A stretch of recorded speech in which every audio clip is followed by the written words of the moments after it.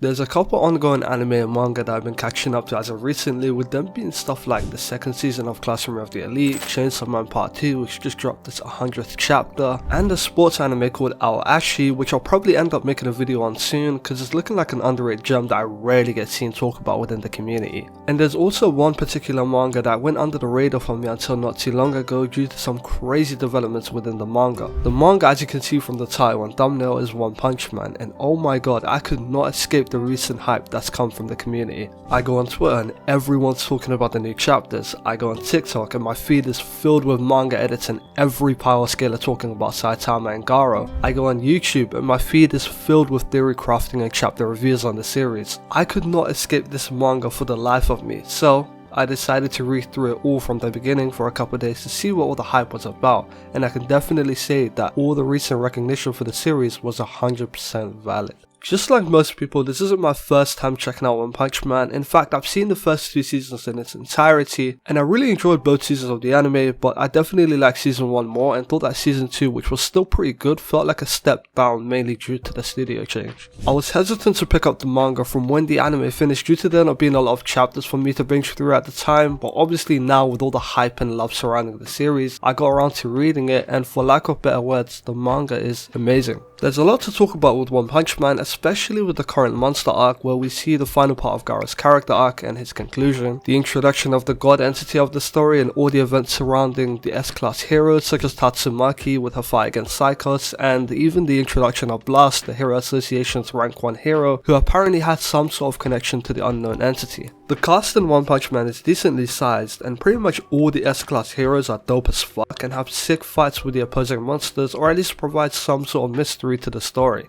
Characters like Drive Knight has a strange connection to Genos and is hinting at something related to his past and the betrayal of Metal Knight. As I said before, Blast has some relation to the god entity, and the other heroes such as Darkshine and Metal Bat are used to portray certain parts of Garou's character. No character is wasted and every character has their part to play within the story, and even some of the minor characters portray the state of the Hero Society and the foundation that it's built upon. One Punch Man is a series that has a lot of qualities to it, and some of the main parts of the manga that stood out to me and a lot of us readers are stuff like the action, as it's some of the best in any ongoing manga at this point. Most fights are super over the top, which suits the manga perfectly, and the art that pairs along with these top tier battles is ridiculous and makes you wonder how someone drew these panels, especially in such a short time frame. Like, look at this panel of Saitama sneezing and blowing up Jupiter. Aside from how ridiculous that event and moment is, you can't help but notice that this panel is just stunning and captures the effect of Saitama's power so damn well. Even though a fair amount of people talk about Yusuke Murata's skills as an artist, from reading up to the latest chapter of One Punch Man, I still feel that he's underappreciated in so many aspects. Like, when he decides to colour a specific panel, it always looks so damn good and eye-catching, whilst most of the time conveying a meaning to what us readers are currently seeing. A perfect example of this took place within the Saitama and Garou fight, where Garou is placed significantly below Saitama with Jupiter placed behind him to portray the massive difference in power and gap that is between the two. The way one depicted these two within this fight and fleshed out Garou's ambitions, desire and struggles was very interesting to see, and put Garou up there with some of my favourite antagonists from the new generation of manga. I love how even though he attempts to portray this outlook of absolute evil because of his past and upbringing, he's still described to be only a half monster, as although he decides to bring true evil to the world or whatever, he still does things like teaming up with Metal Bat to kill the centipede monster, or even saving the people in the helicopter and bringing them to safety.